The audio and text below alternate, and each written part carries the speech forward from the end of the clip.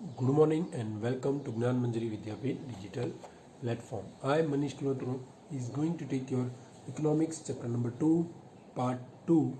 Today we will see types of wealth and conclude our lecture. જો આપણો બાકીનો topic છે એ આજે જોઈ લઈશું.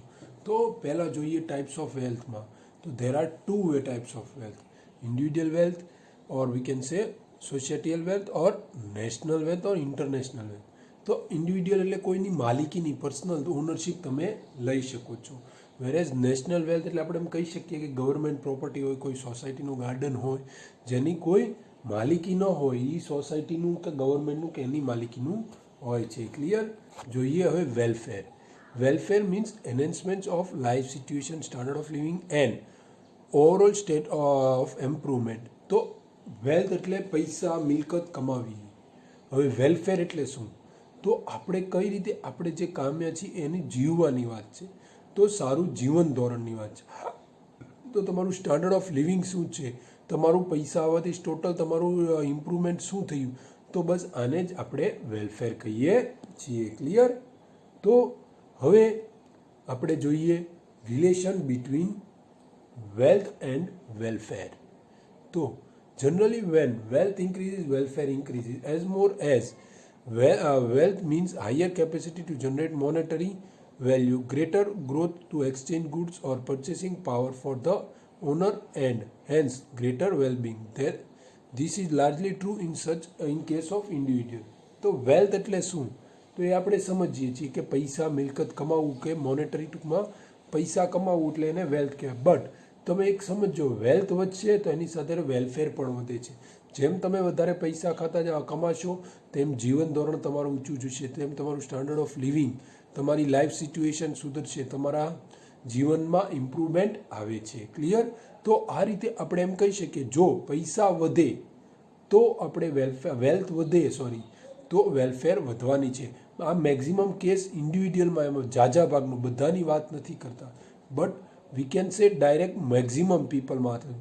A nation's welfare also depends upon social and cultural formation. Hence, there is not always a direct relation between wealth and welfare in a society. તો શું કહીએ? But when the wealth of a nation increases, in the form of national, the welfare of people will increase only if the national income is equally distributed over all the social.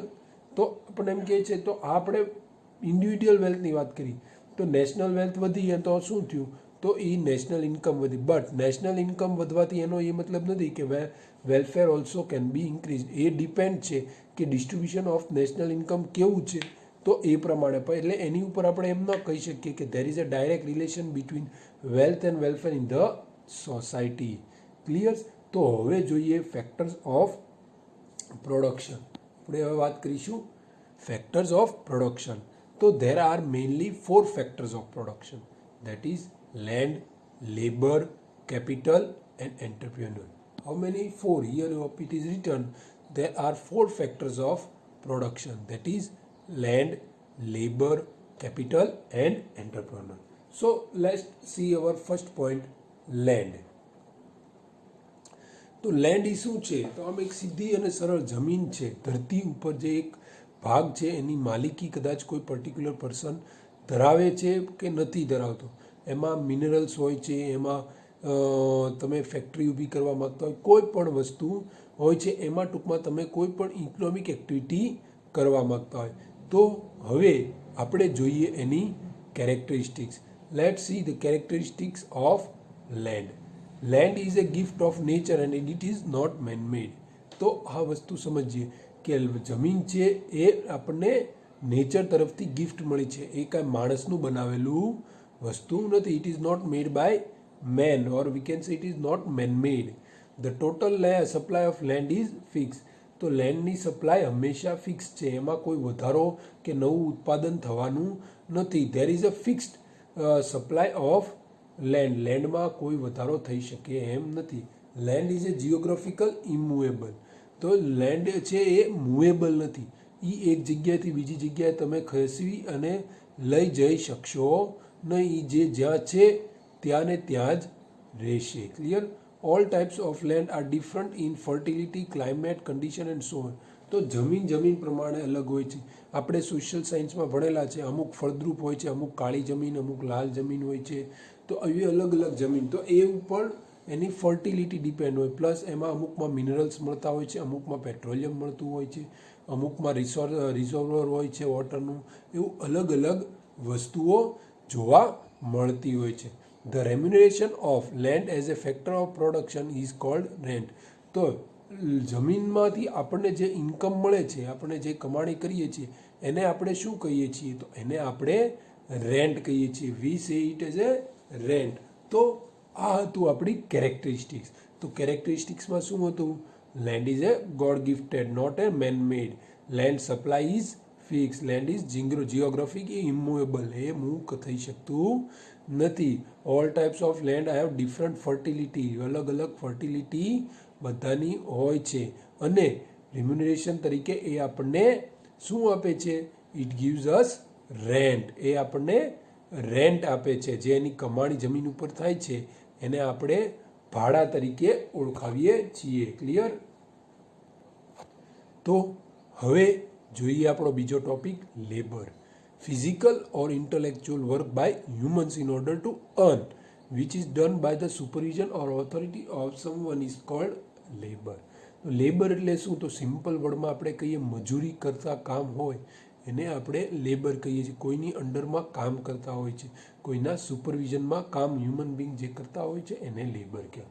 તો લેબરની characteristics જોઈએ.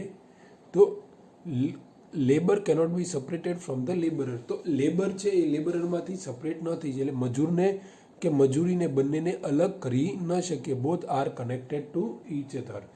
Labour cannot be stored in a way. Labour is perishable. આપણે લેબરને કોઈ જગ્યાએ store ન કરી શકીએ. એ તો એની ઉંમર વધતી જાય એનું કામ કરવાની શક્તિ ઘટતી જાય અને એ પેરિશેબલ છે. એ એક સમયે સમાપ્ત થઈ જવાનું છે. Clear? The mobility of labour is influence by social and economic reason. તો આજે આપણે લેબર્સ આજે અહીંયા કામ કરે છે, કાલ બીજે કરશે, કે કોઈ બીજા સિટીમાં જવાનું થયું. રીઝન શું? તો કે ફેમિલી રીઝન્સ હોય છે, પૈસાનું રીઝન્સ હોય છે. તો આ રીઝનની કારણે એ એક જગ્યાએથી બીજી જગ્યાએ જતા હોય છે. The efficiency of every labour is different. તો બધા લેબર્સની અલગ અલગ તેવડ હોય છે, એની કામ કરવાની ક્ષમતા અલગ અલગ હોય છે. The supply of labour depends upon population. તો જ્યાં પોપ્યુલેશન વધારે હશે ત્યાં લેબર્સ વધારે મળશે. અને remuneration of labour is called wages. તો રેમ્યુનરેશન તરીકે લેબરને શું મળે છે? વેજીસ મળે છે. હવે વાત કરીએ આપણે કેપિટલની. તો કેરેક્ટરિસ્ટિક્સ ઓફ કેપિટલ. તો કેપિટલ એટલે શું? તો કે ઇન સિમ્પલ વર્ડ્સ પૈસા કહી શકીએ. ફેક્ટર્સ ઓફ પ્રોડક્શનમાં જે આપણે મોનેટરી વેલ્યુ જોતી હોય છે, કેપિટલ, વર્કિંગ કેપિટલની, ફિક્સ કેપિટલની આપણે વાત કરીએ તો એ કેપિટલ એટલે કે પૈસા, મૂડીની વાત કરવાની છે. ક્લિયર? તો જોઈએ પહેલો point, capital is a main made factor of production. Capital એ માણસની બનાવેલી વસ્તુ છે. એ પૈસા આપણે બનાવ્યા. પહેલાં યુગોથી પૈસા ચાલુ આવતા નથી, but changes according to the time. એટલે એ મેનમેડ છે. It is the most mobile of all factors of product. તો સૌથી વધારે મોબાઈલ, એટલું આપણે એમ કહી શકીએ કે મૂવેબલ કોઈ ફેક્ટર ઓફ પ્રોડક્શન હોય તો એ પૈસા છે. The increasing demand for capital in present time owing to increased capital intensive method of production has resulted in increasing the security of this factor. તો પૈસાની કે આપણે ખબર છે કે ડિમાન્ડ કેટલી વધી ગઈ છે, તો એની કારણે કેપિટલ ઇન્સેન્ટિવ મેથડ ઓફ પ્રોડક્શનની પણ ડિમાન્ડ વધી ગઈ. તો આની કારણે આપણે એમ કહીએ પૈસાની સ્કેરસિટી. આપણે અહીંયા કોઈ પાસે પૈસાની એમ ન કહી શકીએ કે yes I am having enough. બધાને પૈસાની અછત જ હોય છે. Every one has in need of money. કોઈ પાસે એક સંતુષ્ટ હોતા નથી. એટલે આ રીતે કેપિટલમાં પણ બિઝનેસમાં કોઈ સંતુષ્ટ હોતા નથી. All are in search of money or capital and we can say this creates increase in scarcity of the factor. આ સ્કેરસિટી ઊભી કરે છે. હવે વાત કરીએ remuneration of capital is called interest. તો રેમ્યુનરેશન કેપિટલનું શું છે? What is the remuneration of capital? We can say it is the interest. પૈસા ઉપર જે વ્યાજ આવે એને આપણે ઇન્ટરેસ્ટ કહીએ. તો કેપિટલ ઉપર જે વ્યાજ આવે એને interest. So for here we can say remuneration of capital is called as interest. એનું શું છે? It is interest. હવે વાત કરીએ એન્ટરપ્રેન્યોરની. તો characteristics of entrepreneur, this factor is the decision maker of all the. આપણે એમ કહી શકીએ decision maker of all the activity plus all the activities are handled by this entrepreneur. આ એન્ટરપ્રેન્યોર છે એ લેન્ડ, લેબર અને કેપિટલ ત્રણેયને સાચવે છે અને મેન્ટેન પણ કરે છે. This factor is known as the risk taking factor. આ રિસ્ક ટેકિંગ ફેક્ટર તરીકે એન્ટરપ્રેન્યોરને ગણવામાં આવે છે. તો રીઝન શું છે? Why is he called as a risk taker? તો કે રિસ્ક ટેકર એને એટલે કહેવામાં આવે છે કે અહીં સૌથી વધારે રિસ્કી પૈસા એ લાવે છે, જમીનનું ખરીદે છે, બધી વસ્તુ. Profit and loss ultimately bears by him. Loss આવે તો એને ભોગવવું પડે, પ્રોફિટ આવે તો પણ એની પાસે જ જતું હોય છે. તો આ રીતે આપણે એમ કહી શકીએ. તો ડિસિઝન્સ બધા મેકિંગ કોના હાથમાં હોય છે? આના હાથમાં હોય છે. તો આ રીતે આપણે એમ કહીએ કે રિસ્ક ફેક્ટર કોની પાસે સૌથી વધારે હોય? તો એન્ટરપ્રેન્યોર પાસે. It possesses the quality of coordination. In other words entrepreneurship is a quality.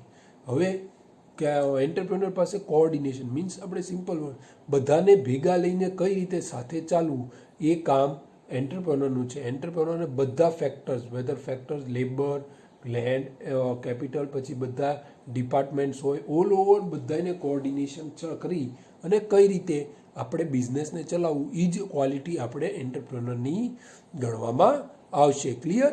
તો અહીંયા શું કહે છે? There should be coordination quality. કોઓર્ડિનેશનની ક્વોલિટી એન્ટરપ્રેન્યોર પાસે હોવી જરૂરી છે. આગળ જોઈએ, the remuneration of this factor is called profit. તો અને જે રિસ્ક લે છે એ રિસ્કના એને મળતર શું મળે છે? તો એને પ્રોફિટ મળે છે. જો ખોટો પડે તો લોસ પણ એ રેમ્યુનરેશન તરીકે એની પાસે આવે છે. બટ પ્રોફિટ વી કેન સે ઇઝ અ રિટર્ન એને છે, ઓલામાં એને દેવું પડતું હોય છે. લોસ એ નુકસાની છે. So here remuneration of factor of production is called profit for entrepreneur is product. તો લેન્ડ માટે શું છે? રેન્ટ. લેબર માટે વેજીસ. કેપિટલ માટે ઇન્ટરેસ્ટ. અને લેબર માટે એન્ટરપ્રેન્યોર માટે પ્રોફિટ છે. ક્લિયર? તો આ હતા આપણા ફેક્ટર્સ ઓફ પ્રોડક્શન. હવે જોઈએ આપણે ટ્રેડ સાયકલ. તો there are different type of trade cycle. એમાં આપણે ક્યાં આવશે? તો irregular, seasonal, long run, dynamic changes. તો જોઈએ પહેલાં આપણે ઇરેગ્યુલર. તો there are accident changes which occurs in economic activity. તો કોઈ એક્સિડન્ટલ આવે કે સુનામી આવી ગઈ, વરસાદ અતિશય પડી ગયો, કોઈ વાવાઝોડું આવી ગયું, તો આ બધાને ઇરેગ્યુલર ચેન્જીસ કહેવામાં આવે, જે આપણા બિઝનેસને ઇફેક્ટ કરતું હોય છે. સિઝનલ. તો સિઝનલ એટલે શું? સિઝન પ્રમાણે કામ ચાલતું હોય છે. ઘણીવાર ખીરની સિઝન આવશે ત્યારે પતંગની ડિમાન્ડ વધશે. પછી એમ કહી શકીએ કે અત્યારે હવે ફટાકડાની સિઝન આવશે, હવે દિવાળી નજીક આવે, તો એ પ્રમાણે સિઝનલ ચેન્જીસ આવતા હોય છે. તો એને સિઝનલ ચેન્જીસ કહેવામાં આવે છે. Long run regular changes. તો લોંગ રન રેગ્યુલર ચેન્જીસ ક્યાં છે? તો some changes occurs in a given direction in the form of trend. તો એ ટ્રેન્ડ પ્રમાણે ચેન્જ થતા હોય. અત્યારે મેં કાલે જ વાત કરતા હતા. તો ટ્રેન્ડ પ્રમાણે એટલે કે અત્યારે નેરો પેન્ટની ફેશન છે જીન્સમાં, પછી કાર્ગો પણ આવી શકે છે, પછી આપણે એમ કે બુટકટ. તો આ લોંગ રનમાં ફેશન ચેન્જ થાય, કે 2 મહિના 4 મહિનામાં નથી, but it a fact for a long run. પછી ચોથું જોઈએ સાયકલિક ચેન્જીસ. તો સાયકલિક ચેન્જીસ શું છે? તો dynamic fluctuation arising in an economic over its long run growth leading to rise is growth of economic activity and fall are called trade cycle. તો આમાં શું? ડાયનામિક અપવર્ડ પણ જઈ શકે છે, ડાઉનવર્ડ પણ જઈ શકે. લોંગ રનમાં તમે ગમે એ ઉપર જાય છે એ પાછું નીચે આવે જ છે. તો આને સાયકલિક કહેવાય. અપવર્ડ જાય, પાછું ડાઉનવર્ડ, પાછું અપ, પાછું. તો this rise and fall in economic activity is called cyclic changes or nature. Clear? હવે definition of trade cycle. Trade cycle is an interval that embraces alternating periods of prosperity and depression. તો trade cycle છે એ આપણને depression, મંદી, તેજી, ફુગાવા વિશેનું આપણને જણાવે છે. આપણે જોઈ શકીએ છીએ. Trade cycle are continuous phase of goods and bad changes occurring in the economy. તો સારા અને ખરાબ સમય જે આવતા હોય છે એ ટ્રેડ સાયકલ આપણને દેખાડે છે ઇકોનોમીમાં. કેરેક્ટરિસ્ટિક્સ જોઈએ તો this deficit dynamic changes in the economy. They deficit, તો એ ટ્રેડ સાયકલ છે એ ચેન્જ ઇન ધ ઇકોનોમિક દર્શાવે છે. પછી they deficit the positive and negative change in the, તે બંને બતાડે છે, પોઝિટિવ સાઇડ અને નેગેટિવ સાઇડ બંને દર્શાવે છે. This arise because of several factors, એમાં ઘણા ફેક્ટર્સ હોય છે. તો એ ફેક્ટર્સ અલગ અલગ હોય છે, એ આપણે વાત પછી કરીશું. તો trade cycle have various phase and each phase does not last for a uniform period. તો ટ્રેડ સાયકલના અલગ અલગ ફેઝિસ છે, જે આપણે હમણાં જોઈશું. તો કે બૂમ અથવા ઇન્ફ્લેશન, રિસેશન, ડિપ્રેશન ને રિકવરી. તો આવા અલગ અલગ ફેઝિસ હોય છે, પણ કોઈ એક સમય સુધી ટકવાનું નથી. એના પીક પીરિયડ પોઈન્ટ સુધી આવશે, ત્યાંથી ઘટી જશે, અપવર્ડ થઈ જશે, પીક પોઈન્ટ આવશે, પછી ઘટી પણ જશે. ક્લિયર? તો જોઈએ પહેલા ફેઝિસ ઓફ ટ્રેડ સાયકલનું. બૂમ. બૂમ એટલે સીધી અને સરળ આપણે એમ કહી શકીએ તેજી. આપણે ઇકોનોમીમાં જે તેજી આવે છે, જેમાં મેક્સિમમ આપણને ગ્રોથ જ દેખાતો હોય, જેમાં તમે ઇન્વેસ્ટ કરો એમાં પ્રોફિટ જ દેખાતું હોય, તો એ પીરિયડનો ટોપ પોઝિશન જે છે એને આપણે પીક કહીએ છીએ. જ્યાંથી એ પછી અપવર્ડ ન જાય, ત્યાંથી ડાઉન જ આવે. તો રિસેશન. રિસેશન એટલે શું? હવે આપણે વાત કરીએ સેકન્ડ પોઈન્ટ, રિસેશન. તો જે આપણે પીક પોઈન્ટ કીધું, ત્યાંથી જે ઘટવાનું શરૂ થાય છે, ઇન્વેસ્ટમેન્ટ, ડેવલપમેન્ટ બધું સ્લોલી ઘટતું જતું હોય છે. એમ્પ્લોયમેન્ટના એમાં બહુ કંઈ ચેન્જીસ ન આવે, બટ સ્લો ઘટાડો, તો એને રિસેશન કહેવામાં. પછી ડિપ્રેશન. ડિપ્રેશન એટલે મંદી, જેમાં તમારી એમ્પ્લોયમેન્ટ, તમારી રોજગારી વી જતી હોય, તમને પ્રોફિટ મેકિંગ બિઝનેસ હોય, ક્યાં તો સાવ ઓછો પ્રોફિટ થઈ જાય, ક્યાં લોસમાં ચાલવા મળે, ક્યાં પ્રાઇસ ઓફ ધ પ્રોડક્ટ ઘટી જાય, ડિમાન્ડ ઓફ ધ પ્રોડક્ટ ઘટી જાય, સપ્લાય તમારી ભલે હોય સામે પણ ડિમાન્ડ ન હોય, તો તમારા પ્રોડક્ટ ન વેચાય, એની કારણે પ્રાઇસ ઘટી જાય. ઓલ ઓવર બધી બાબતમાં આપણે એમ કહી શકીએ કે નુકસાની જ દેખાતી હોય છે. તો એવી નુકસાની દેખાતી હોય છે, એને આપણે શું કહીએ છીએ? તો તો આવા ચેન્જીસ પછી પાછા આવવા મળે, ડિપ્રેશનમાંથી આપણે તેજીમાં કે અપવર્ડ સુધારો થવા મળે, એને રિકવરી કહેવામાં આવે છે. તો એ જ્યાં આપણે બોટમમાંથી પાછા અપ જઈએ એને રિકવરી કહીએ. તો આ વાત થઈ. હવે ટ્રેડ સાયકલની આપણે ટ્રેન્ડ ઓફ ટ્રેડ સાયકલમાં વાત કરીએ તો એમાં 4 ટ્રેન્ડ આવે છે. ક્યાં ક્યાં હતા? તો આપણે જોઈએ. Trade cycle has 4 phases. ક્યાં ફેસીસ? તો કે boom or inflation we can say, recession, depression અને રિકવરી. બૂમ એટલે તેજી, રિસેશન એટલે કે ટોપ પોઝિશન જે બૂમની હોય ત્યાંથી સ્લો ડાઉન થાય એને રિસેશન. ડિપ્રેશન એટલે કે મંદી, જ્યાં બધી બાબતમાં આપણને નુકસાની જ મળતું હોય, અને પછી બોટમ સુધી ડિપ્રેશન જાય અને ત્યાંથી જે સુધારો થાય એને શું કહેવામાં આવે છે? તો એને રિકવરી કહેવામાં આવે છે. ક્લિયર? તો આ સાથે આપણે આપણું ચેપ્ટર 2નું રિવિઝન પૂરું કરીએ છીએ. નેક્સ્ટ લેક્ચરમાં આપણે ચેપ્ટર નંબર 3નું રિવિઝન કરીશું. સો here I conclude my lecture. So thank you very much and જય હિન્દ.